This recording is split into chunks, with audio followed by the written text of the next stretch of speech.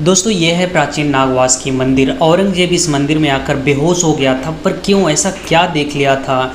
इसी तरह से मान्यता है कि यहाँ पे जब आप संगम आते हैं घूमने, पूजा अधूरी रहती है अगर आप यहाँ नहीं आते हैं। क्यों, समुद्र मंथन में इसे किस तरह से यूज़ किया गया था, क्या कनेक्शन है, ये भी जानेंगे। साथ ही ये कितना पुराना है, क्या ये भागवत पुराण के पुराना जैसा है, उससे इसका संबंध है, पूरी डिटेल में जानेंगे। ये वही नागवास की मंदिर है जिसके बारे में बताया जाता है कि औरंगजेब यहाँ खुद चल कर आया था और तलवार जैसे ही वो शेषनाग पर उठाता है, उनका भव्य रूप देखकर वो बेहोश हो जाता है।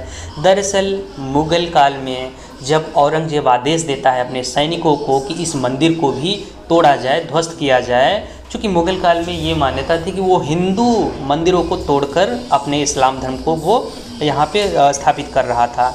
तो उसी दौरान जब सैनिक उसके यहाँ पे आए तो यहाँ का कारनामा देखकर वो पागल हो गए और ये खबर वहाँ तक जाती है औरंगजेब तक।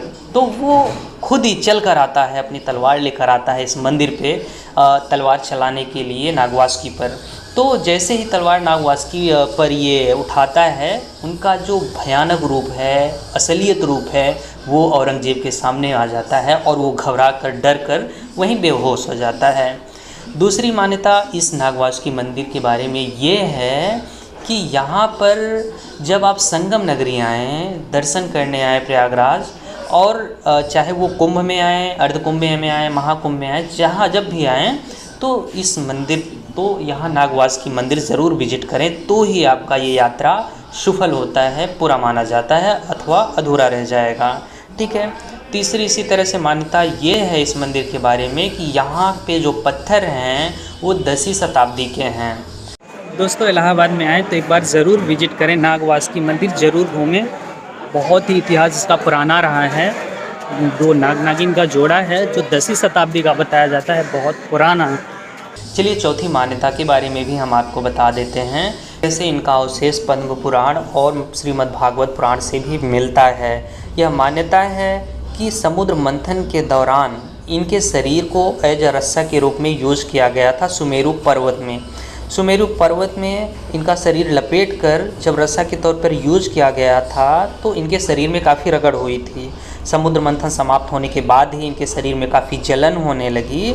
इसी जलन को दूर करने के लिए ये मंद्रांचल पर्वत गए, वहाँ भी इनके शरीर का जलन खत्म नहीं हुआ। तब ये विष्णु भगवान से अपनी पीड़ा के बारे में बताते हैं, चर्चा करते हैं। तो उनका कहना ये होता है कि आप सीधे प्रयागराज जाइए, वहाँ पे सरस्वती की अमृत धारा बहती है, वहाँ आप अपना स्थान ले लीजिए, आपकी सारी पीड़ाएं खत्म हो जाएंगी। चलिए अब हम एक नज़र आपको ये बता दें कि यहाँ मंदिर पर जब आप विजिट करेंगे आपको क्या देखने को मिलेगा। दोस्तों शुरुआत हम संगम नगरी से करते हैं। ये वही नगर है जहाँ पे बहुत दूर दूर से, विदेशों से कुंभ मेला, माघ मेला में लोग घूमने आते हैं।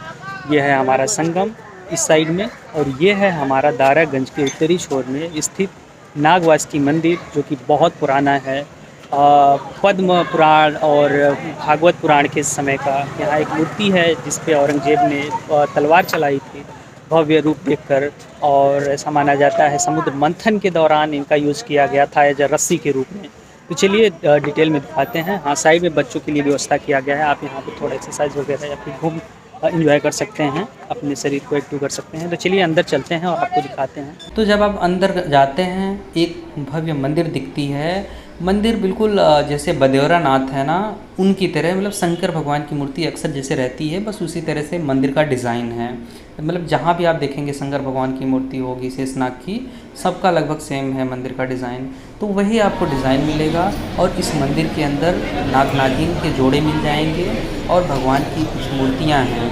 अभी इसी तरह से चारों तरफ का नज़ारा आप वीडियो में देख ही सकते हैं क्या है। दोस्तों मंदिर में विजिट करने के बाद आप आराम करने के लिए, हालांकि बहुत सी छावनी है, यहाँ नीम के पेड़, बरगद के पेड़ बहुत हैं, पीपल के पेड़ वगैरह, पर यहाँ पे स्वामी दयानंद सरस्वती की स्मृति में एक आश्रम बनाया गया है जहाँ पे आप रेस्ट कर सकते हैं। और यहाँ पे बहुत सारी देख सकते हैं लोग इकट्ठा भी हुए हैं, उनकी भव्य तस्वीर भी लगाई गई है। एक बड़ा सा नीम का पेड़ है और एक पीपल का पेड़ भी यहीं पे बगल में है। स्वामी विवेकानंद की स्मृति में यहाँ पे एक आश्रम टाइप का बनाया गया है, जहाँ पे आप स्नान कर सकते हैं या फिर वहाँ पे पूजा वगैरह करवा सकते हैं, हवन वगैरह करवा सकते हैं, आराम भी कर सकते हैं, ठीक है, कुछ पल के लिए।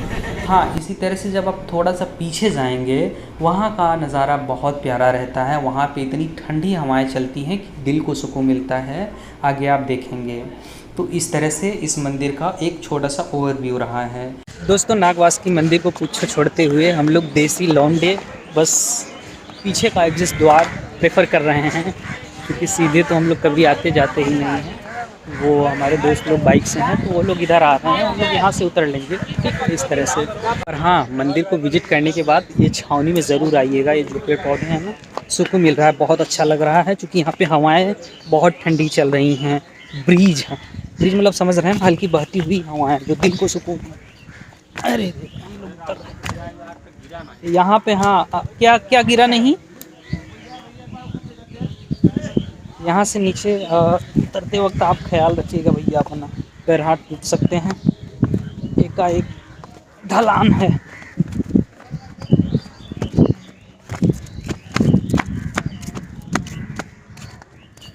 ये क्या लिखा हुआ है भाई?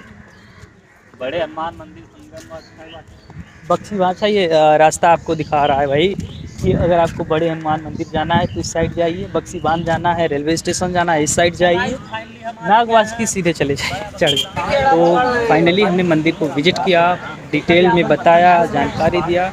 आपको अच्छा लगा हो तो कमेंट में बताइए, वीडियो को शेयर करिए, चैनल को सब्सक्राइब करिए। मिलते हैं नेक्स्ट इंटरेस्टिंग वीडियो के साथ।